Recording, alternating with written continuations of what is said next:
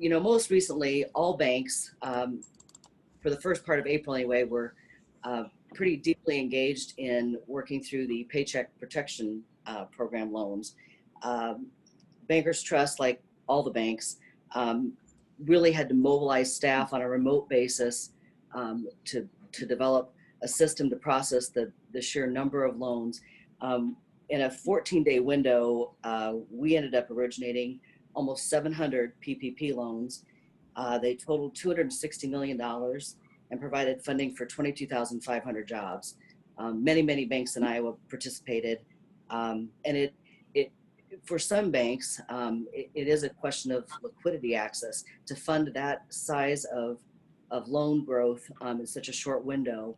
I know put some strain on a lot of different parts of the banking system. So congrats to all our banks. It looks like a new round is coming.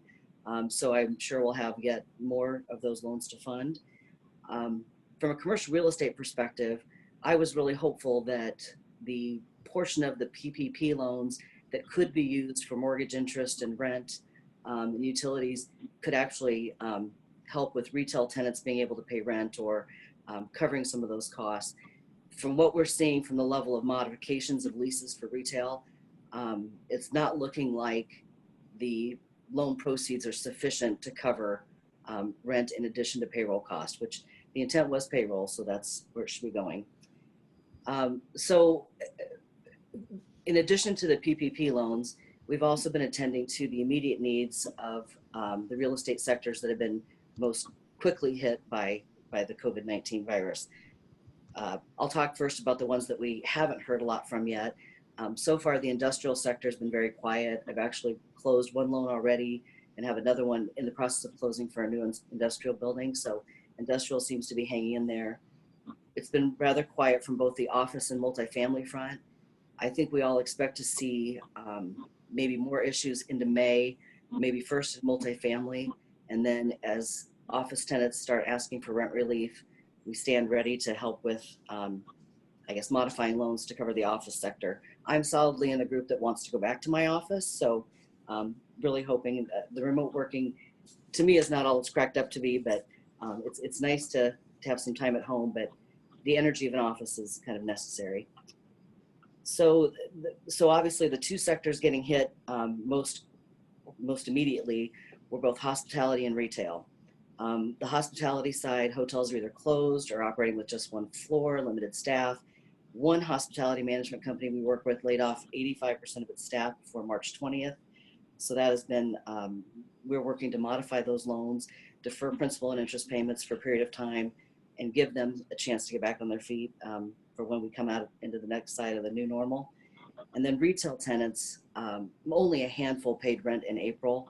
And we are, again, working with our borrowers on those lease modifications and trying to tailor the loan modifications to match up with how those rent payments may resume depending on the length of this shutdown.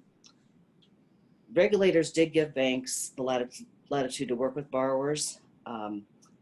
The ability to defer principal and interest payments and then to wrap repayment of that deferral post COVID-19 shutdown really depends on if the property can afford that additional debt service, because it does increase either the balloon payment of a loan or the ongoing debt service.